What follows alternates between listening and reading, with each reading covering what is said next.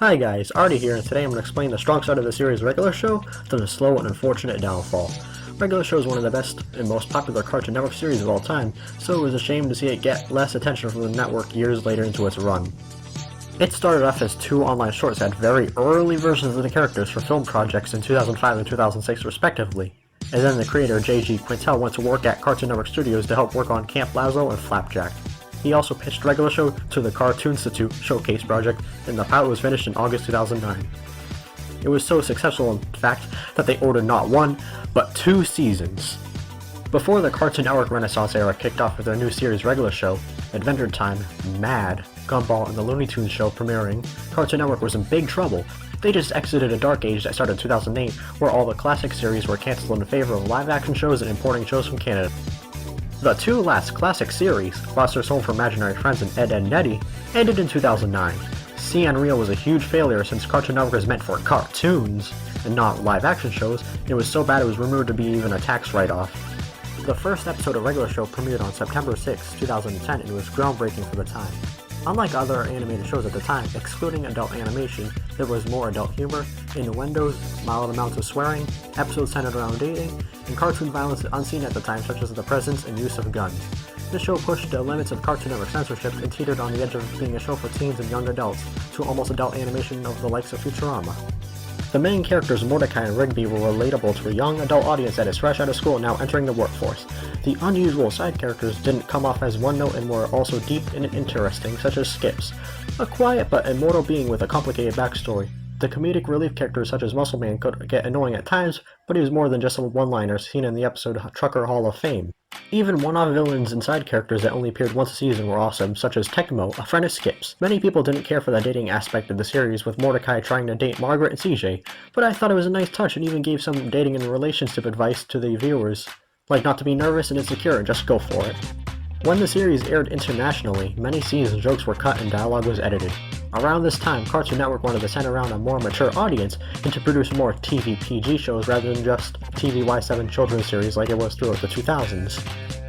It has the perfect episode formula of beginning ordinary and then a character wants to obtain something unconventionally, which causes an outlandish and insane conflict that's eventually solved, and then everything goes back to normal at the end. Combine that with a great cartoonish comic-like art style and the mature humor, and then you have an excellent series. When Regular Show finally premiered in September 2010, it started off very strong and a near instant hit. Every episode got around 2 million viewers. Season 2 and 3 got consistently high viewership, and the Season 4 premiere episode Exit 9B even managed to pull in 3 million viewers, the highest in the series. For 2010 standards, that is excellent and unheard of nowadays in the age of cord cutting.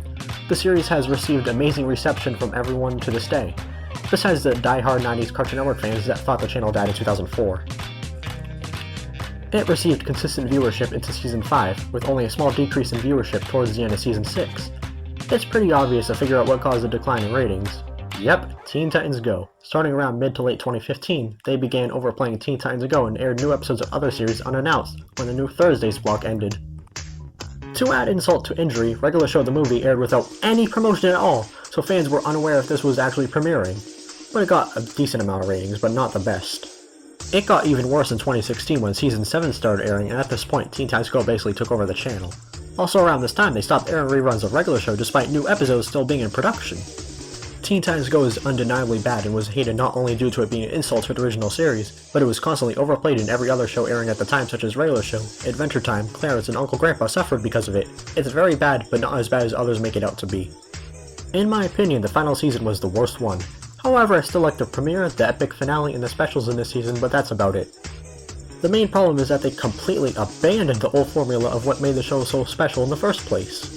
They also rehashed older episode plots and even Mordecai and Rigby regress in character development in a handful of episodes, such as the Space Credits episode.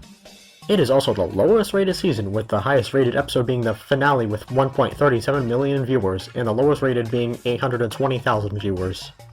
Roughly. The network's poor leadership and lack of promotion was to blame for the decline in ratings. Fortunately, the creator got the end of the series properly instead of it being abruptly cancelled. After the show ended in January of 2017, the show vanished from the network without a trace as if it never existed. It had very few reruns in 2017 and 2018, and it only aired for one day in 2019. In 2020, not a single rerun aired at all until Christmas 2021. It wasn't until 2022 it got consistent reruns, 5 years after the series ended. Most shows that end stick around for a few years and not disappear instantly. It should have stayed around much longer. Not only is it ridiculous, but is also disrespectful to the crew that worked on the show, especially since it is one of the most popular series and a staple of Cartoon Network. Definitely would rather see reruns of regular show than Teen Titans Go. At least it got semi-consistent reruns of Boomerang until they took it off in 2019. Looking at the future, maybe they'll air it more frequently since Adult Swim is expanding to 6 PM this fall since the people running the channel realize that adults make up the majority of Cartoon Network's viewership later in the day. Not only that, but the throwback block Checkered Pass is coming this August. Maybe they'll air a regular show on it at some point. I'm glad regular show got an ample amount of episodes, 261 to be exact. It's better than being canned too early like Dan Vs. or becoming a zombie like The Simpsons is. Since they ran out of ideas and the characters became one-note and flanderized. Do you agree with what I said or have a different take? Or do you want to add on to something? Let me know in the comment section. Thank you for watching and make sure to like, comment, subscribe, notify, and share this video with your friends. Also check out other videos in this channel if you're interested in my content.